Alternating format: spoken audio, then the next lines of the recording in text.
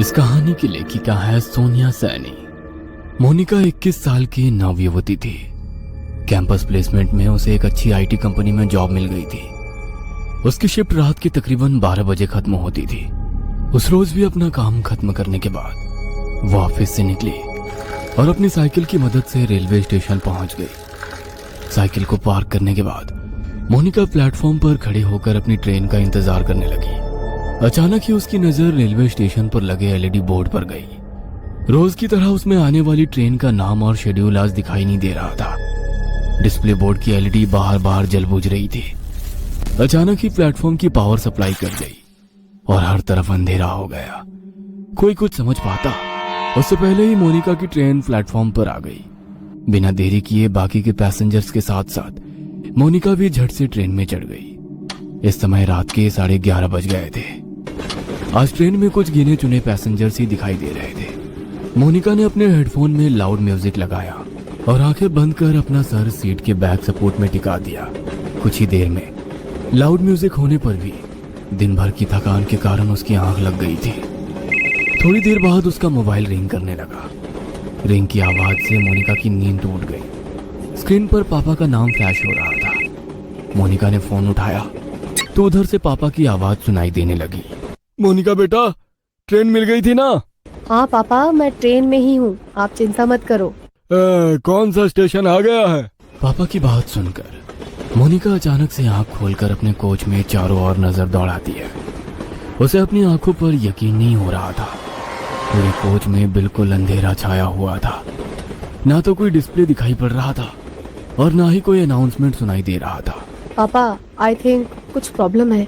यहाँ ट्रेन में कुछ है ही नहीं। सारी लाइट्स ऑफ है और कोई अनाउंसमेंट भी नहीं हो रही है। बेटा, आसपास किसी पैसेंजर से पूछना क्या बात है। पापा, पूरा कोच खाली पड़ा हुआ है। मैं अकेली हूँ यहाँ। ये क्या बोल रही है बेटा? मुझे डर लग रहा है। देख, ट्रेन जैसे ही अगले स्टेशन पर रुकेगी तू वहाँ पर उतर जाना, मैं तुम्हें लेने आ जाऊंगा।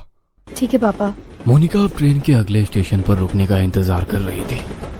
आमतौर पर यह ट्रेन हर 10 या 12 मिनट में अगले स्टेशन के लिए रुकती थी, लेकिन आज पूरे 20 मिनट हो चुके थे, लेकिन ट्रेन रुकने का नाम ही नहीं ले रही थी। मोनिका को घबराहट हो रही थी। उसे कोई आइडिया नहीं था वह अभी कहाँ पर है। ड्राइवर की कैबिन में जाकर उससे कांटेक्ट करती हूँ, शायद कुछ हेल्प कर सके। ऐसा सोचकर मोनिका अपनी मोबाइल की टॉर्च ऑन करके इंजन रूम तक पहुंच जाती है। वहां जाकर वो ड्राइवर के केबिन को लगातार खटखटाती रहती है, लेकिन अंदर से कोई जवाब नहीं मिलता। डर से मोनिका की सांसें उखड़ रही थी। अपनी उखड़ती सांसों को शांत करके वह वापस अपनी सीट पर आकर बैठ जाती है। अब उसे बस ट्रेन के रुकने का इंतजार था ताकि वो नीचे उतरकर मदद मांग सके और अपने पापा को वहां बुला सके। इसी तरह 10 मिनट और बीत जाते हैं। अचानक ट्रेन की स्पीड कम होने लगती है। ट्रेन की स्पीड को कम होते देखकर मोनिका की जान में जान आने लगती है। कुछ ही मिनटों में ट्रेन किसी स्टेशन पर आकर रुक जाती है। बाहर घना अंधेरा छाया था। स्टेशन पर कहीं भी उजाला नहीं दिख रहा था। मोनिका ने खिड़की से झांककर बाहर देखा तो प्लेटफॉर्म पर एक भी इंसान नहीं था। अब तो मोनिका को और भी डर लगने लगा था। उसने जल्दी से अपना मोबाइल निकाला और फिर से पापा को फोन मिला दिया। पापा, ट्रेन किसी स्टेशन पर रुकी है, लेकिन ये कौन सा स्टेशन है कुछ समझ नहीं आ रहा। बाहर सिर्फ अंधेरा ही अंधेरा दिखाई दे रहा है। प्लेटफॉर्म पर भी कोई आदमी नहीं दिख रहा है। मैं क्या करूं? बेटा, एक बार मैप में अपनी लाइव लोकेशन चेक करो, तुम्हें पता चल जाएगा कि अभी तुम्हारी ट्रेन कहां पर है। मोनिका अपनी लोकेशन चेक करती है तो पता चलता है कि वो किसी अनजान जगह पर है जिसे जीपीएस भी ट्रैक नहीं कर पा रहा था। मोनिका फिर अपने पापा को फोन लगाती है। पापा, ये सब क्या हो रहा है मेरे साथ? इस जगह को जीपीएस भी ट्रैक नहीं कर पा रहा है। मैं कहाँ जाऊं? आप आ जाओ पापा, मुझे बहुत डर लग रहा है। अचानक सिग्नल कटने के कारण कॉल डिस्कनेक्ट हो जाता है। मोनिका स्टेशन पर घूमकर बाहर निकलने का रास्ता ढूंढने लगती है। तभी उसे वहां पर एक बड़ा सा बोर्ड लगा हुआ दिखाई देता है। इस पर जरूर स्टेशन का नाम लिखा होगा। टॉर्च जलाकर देखती हूँ। जैसे ही वो टॉर्च की रोशनी में बोर्ड की ओर देखती है, उसके शरीर में कपकपी सी होने लगती है। वो बोर्ड पूरी तरह से खून से लथपथ था और उस पर से अभी भी खून की बूंदें टपक रही थी। मोनिका घबराकर वहां से भागकर वापस अपनी ट्रेन की ओर आने लगती है कि तभी उसका फोन बजने लगता है। डरो नहीं बेटा, हिम्मत से काम लो। तुम्हारी ट्रेन जिस ट्रैक से आई है उसी ट्रैक पर वापस चलो।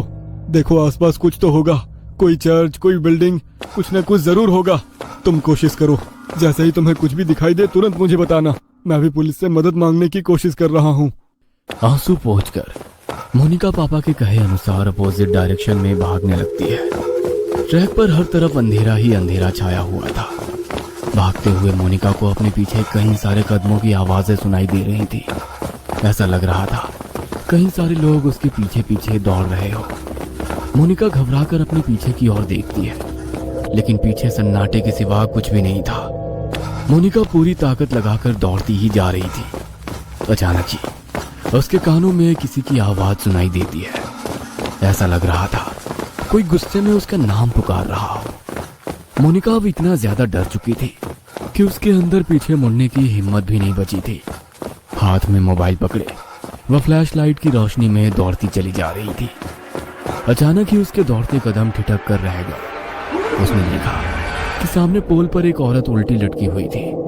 उसके बाल हवा में लहरा रहे थे और वो खतरनाक चेहरे के साथ जोर जोर से हंस रही थी। मोनिका का हलक डर से सूख रहा था।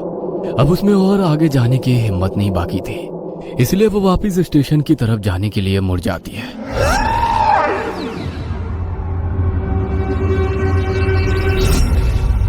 वापस मुड़ते ही उसे कुछ दूरी पर एक आदमी दौड़कर उसकी ओर आता दिखाई देता है। उसका पूरा शरीर कटा फटा सा दिखाई दे रहा था। उसका चेहरा बहुत डरावना दिख रहा था, जैसे कहीं पर कुचला गया। वो आदमी हाथ हिलाकर उसे ट्रैक पर दौड़ने से मना कर रहा था। मोनिका को अब समझ नहीं आ रहा था कि वो कहाँ जाए। घबराकर वो फिर से पोल की तरफ देखती है, जहां अभी कुछ मिनटों पहले एक औरत उल्टी लटकी हुई थी। वो पोल अब बिल्कुल खाली था। आगे का रास्ता भी बिल्कुल खाली दिखाई दे रहा था, इसलिए उस आदमी से बचने के लिए मोनिका फिर से ट्रैक पर दौड़ने लगती है। कुछ दूर दौड़ने के बाद उसे ट्रैक के पास एक गाड़ी खड़ी दिखाई देती है। मोनिका अपने पापा को गाड़ी के बारे में बताने के लिए फोन उठाती है तो देखती है कि फोन की बैटरी डाउन हो गई है। इस गाड़ी के हेडलाइट्स ऑन है, मतलब गाड़ी में जरूर कोई है। क्या करूं? मदद मांग लूं या ऐसे ही भूतिया स्टेशन पर अपनी मौत का इंतजार करती रहूं? मोनिका कुछ देर सोचती है और उसके बाद हाथ हिलाते हुए गाड़ी के सामने जाकर खड़ी हो जाती है। मोनिका को ऐसी हालत में देखकर गाड़ी के अंदर से एक आदमी बाहर आता है। क्या बात है, इतनी रात को आप ऐसे ट्रैक पर क्या कर रही हैं? सब ठीक तो है ना? मोनिका बुरी तरह हाँफ रही थी। ऐसा लग रहा था वह किसी भी पल बेहोश होकर गिर पड़ेगी। मोनिका की ऐसी हालत देखकर वह आदमी उसे गाड़ी के अंदर बैठा लेता है। अच्छा, आप आराम से अंदर बैठकर बताइए क्या बात है।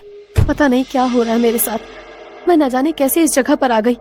अब मैं लाख कोशिशों के बाद भी यहाँ से निकल नहीं पा रही। आप बता सकते हैं ये कौन सी जगह है? मोनिका अपनी ही धुन में बोलती चली जा रही थी। तभी उसे महसूस हुआ कि कार सवार युवक उसे वापस प्लेटफॉर्म की ओर ले जा रहा है। No please stop. तो मुझे कहाँ ले जा रहे हो? मुझे वापस वहाँ नहीं जाना है। मोनिका के इतना कहते ही वह लड़का मुस्कुराते हुए पीछे देखता है। अगले ही पल उस लड़के का चेहरा बदलने लगता है और वो उसी आदमी की शक्ल में बदल जाता है जो ट्रैक पर उसका पीछा कर रहा था। मोनिका के मुंह से एक जोरदार चीख निकल जाती है और वो कार से उतरकर फिर से पागलों की तरह दौड़ने लगती है। उसे अब आदमी के कदमों की आवाज साफ सुनाई पड़ रही थी। दौड़ते हुए वो वापस अपनी ट्रेन के सामने आ जाती है। कोई और रास्ता ना सूझने पर वो छिपने के लिए वापस ट्रेन में चढ़ जाती है और एक सीट के नीचे छिपकर बैठ जाती है। मोनिका का पूरा शरीर पसीने से लथपथ हो गया था। वो अभी तक डर से कांप रही थी। डर उसके दिमाग में इस कदर बैठ गया था कि अगले ही पल वो डर से बेहोश हो गई थी। कुछ ही पलों में ट्रेन चल पड़ती है और उस स्टेशन को पीछे छोड़कर आगे बढ़ जाती है। कुछ देर बाद मोनिका को होश आता है तो वो खुद को स्टेशन के इमरजेंसी रूम में पाती है। अब आप कैसा फील कर रही हैं मैम? आप अपनी सीट पर बेहोश हो गई थी। ट्रेन के स्टाफ मेंबर आपको यहाँ लेकर आ गए। आप अपने घर पर किसी को इन्फॉर्म कर दीजिए। मोनिका हैरानी से चारों ओर देख रही थी। उसे अभी तक यकीन नहीं हो रहा था कि वो उस स्टेशन से वापस आ गई है। प्लीज मेरे पापा को बुलवा दीजिए।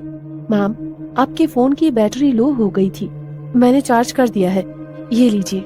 मोनिका अपना फोन निकालकर पापा को फोन लगाती है। हेलो, कहाँ थी तू बेटा? मैं कितना परेशान था। 3 घंटे हो गए, अभी तक घर नहीं लौटी।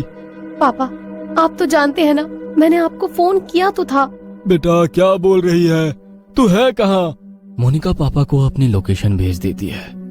कुछ ही देर में मोनिका के पापा आकर उसे अपनी कार से घर ले जाने लगते हैं। रास्ते में मोनिका अपना फोन निकालकर कॉल हिस्ट्री चेक करती है। उसने पिछले 3 घंटे में लगभग 10 बार पापा का नंबर डायल किया हुआ था, लेकिन एक भी बार उस पर बात नहीं हुई थी। मैंने तो हर बार पापा से बात की थी, लेकिन फोन में तो बस डायल नंबर ही दिख रहा है। और अगर वो सब मेरा वहम था, तो फिर जब मैं बेहोश थी तो ये कॉल कब और किसने किए? मोनिका के जहन में बहुत से सवाल थे, जिनका जवाब फिलहाल बस यही था कि इतना सब कुछ एक रात में देख लेने के बाद भी वो जिंदा अपने घर लौट रही थी।